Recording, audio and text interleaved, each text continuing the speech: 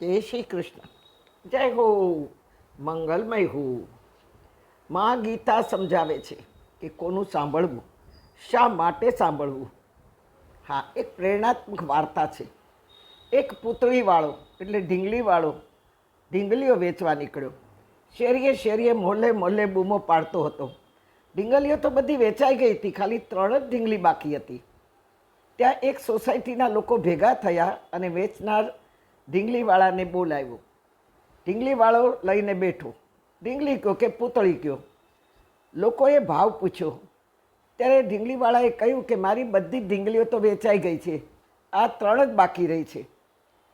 એમાં આનો ભાવ છે 50નો, પહેલી ઢીંગલી બતાવી.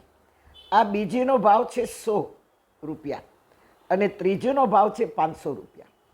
લોકોએ પૂછ્યું કે ઢીંગલીઓ તો 3 સરખી જ છે, તો ભાવમાં ફરક કેમ છે?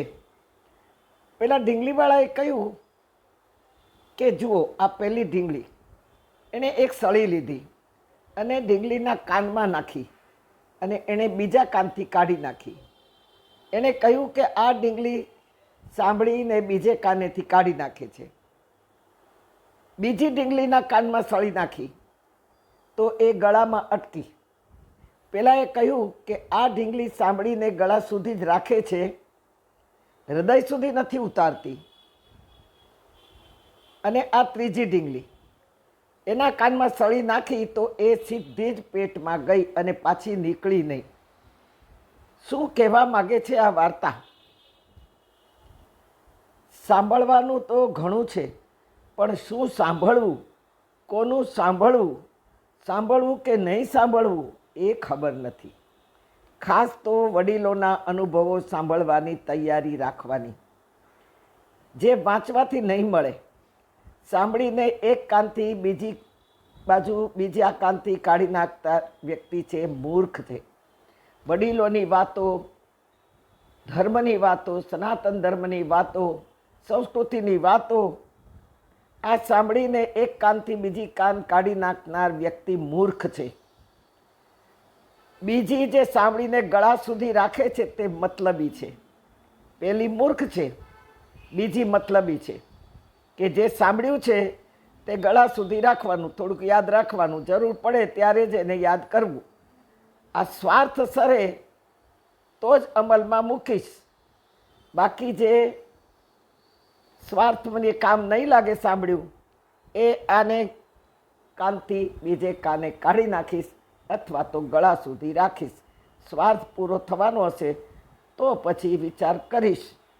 હા, હવે ત્રીજી ઢીંગલીના પેટમાં સળી સમાઈ ગઈ. એને કાનમાંથી નાખી એટલે સીધી એને ગળાથી સીધી પેટમાં ઉતરી ગઈ. તે ઢીંગલી એવી વ્યક્તિ એ જિજ્ઞાસુ ગણાય કે એ વિચારશીલ છે, ગંભીર છે. એણે સાંભળ્યું અને પેટમાં ઉતાર્યું. પેટમાં ઉતારતી વખતે કંઠને વિંધીને ગયું, ત્યાંથી હૃદયને વિંધીને ગયું, પછી પેટમાં શક્તિ હોય, અન્ન હોય, તેથી શક્તિ પણ ભરી હોય, તેથી શક્તિને પલળીને બાદ આત્મા સુધી પહોંચ્યું સાંભળેલું. અને તેથી તો આપણે કથા સાંભળવા શબ્દ નથી બોલતા, આપણે કહીએ છીએ કથા શ્રવણ કરવા આવજો. હા, શ્રવણ એટલે શ્રવવું. ઝરમર ઝરમર શબ્દોની ધારા વહેતી વહેતી હૃદયને ભીજવે, ટીપે ટીપે ભીજવે, એને શ્રવવું કહેવાય. એ સદાય સ્મરણમાં જ રહે, તેથી શ્રવણ કર્યું કહેવાય, સાંભળ્યું ન કહેવાય. પ્રોફેસરો બોલે એને લેક્ચર કહેવાય અને એ સાંભળે વિદ્યાર્થીઓ. એ ખપ પૂરતું સાંભળીને બીજા વર્ગમાં જાય એટલે આ પ્રોફેસરનું બોલાઈ જાય. નેતાઓનું લેક્ચર ન કહેવાય, નેતાઓ બોલે એને ભાષણ કહેવાય. પણ ધર્મનું જે વ્યક્તિ બોલતી હોય એને પ્રવચન કહેવાય. પ્રવચન એટલે પ્રભુનું વચન, પ્રભુએ કહેલું વચન, પ્રભુ તરફ લઈ જનારું વચન, પ્રભુને ગમે તેવું વચન, એને પ્રવચન કહેવાય.